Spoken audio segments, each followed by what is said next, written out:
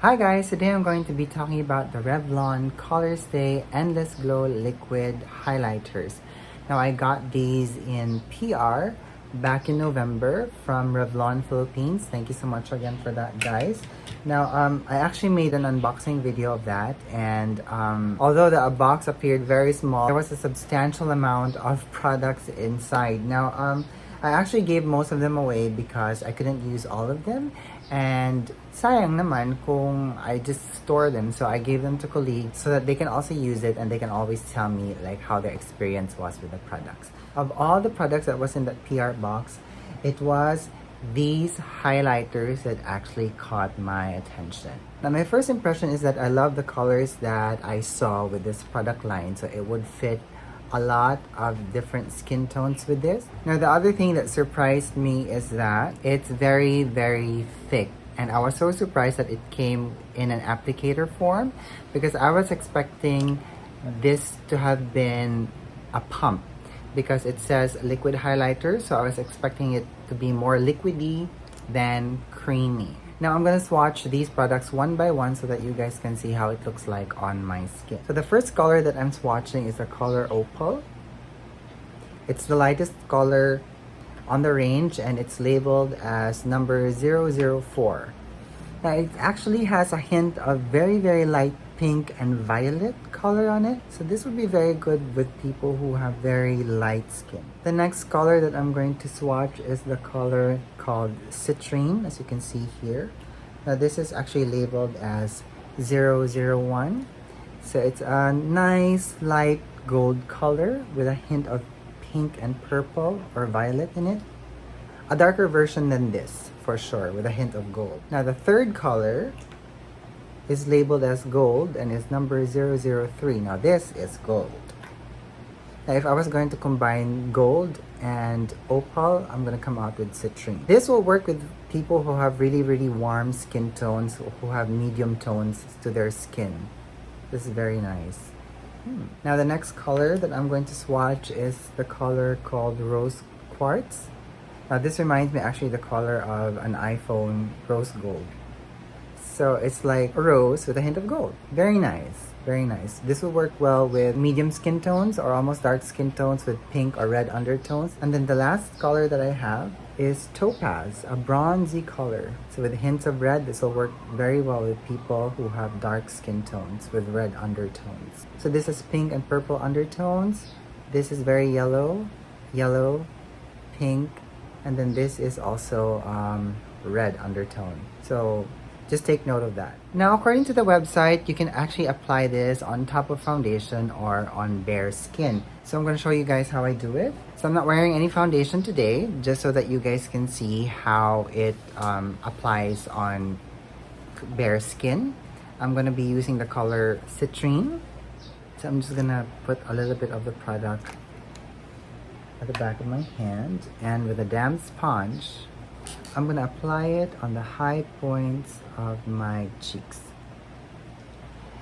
Now I think you can see it on the camera. It really imparts a nice glow, but the thing is you have to be very careful because if you use too much, it's gonna look cakey and it's gonna look like a stripe of color on the cheeks. Now one thing I have to say is that I had to undergo a learning curve to apply this, and less is always more. You can use a brush with this, you can use a sponge, and as you can see, it's catching the light and reflecting the light.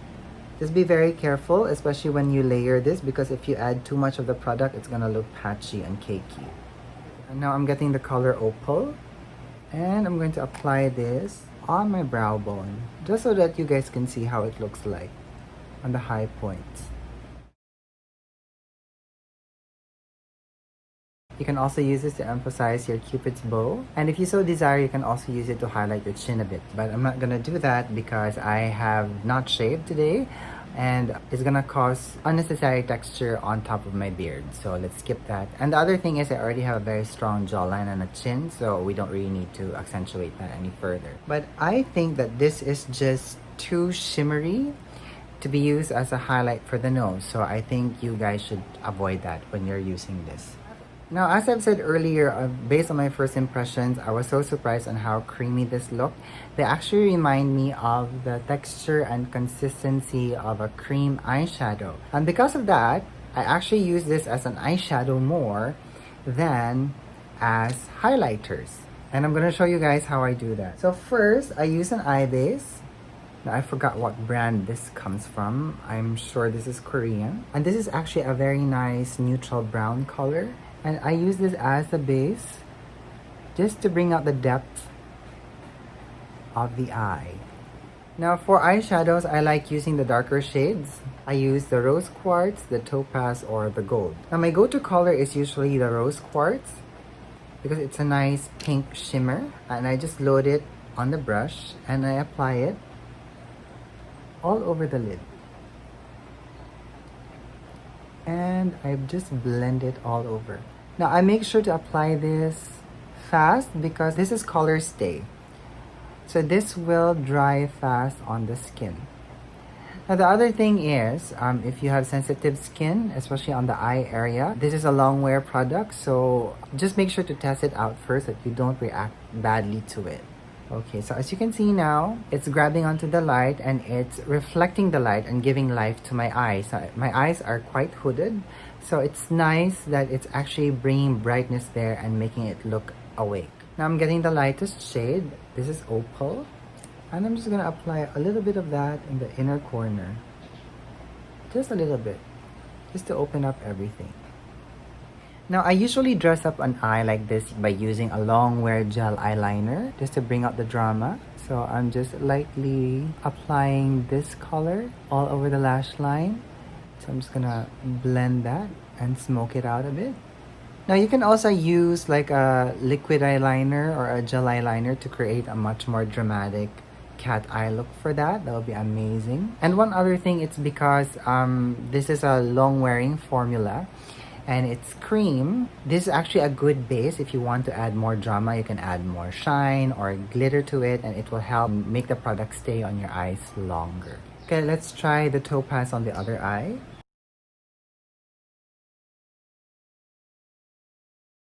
Again, when you're doing this, make sure that less is more, because if you use too much on the product, it's gonna be heavy on the eye and it's gonna look patchy. Let's add some to the inner corner of the eye. I love how reflective it looks on the eye. Almost liquidy. I think they should have made this into a liquid or like a cream eyeshadow instead of a highlighter, because it does impart a very wonderful and nice color into the eyes. So if you just want a light eyeshadow look, this would be great.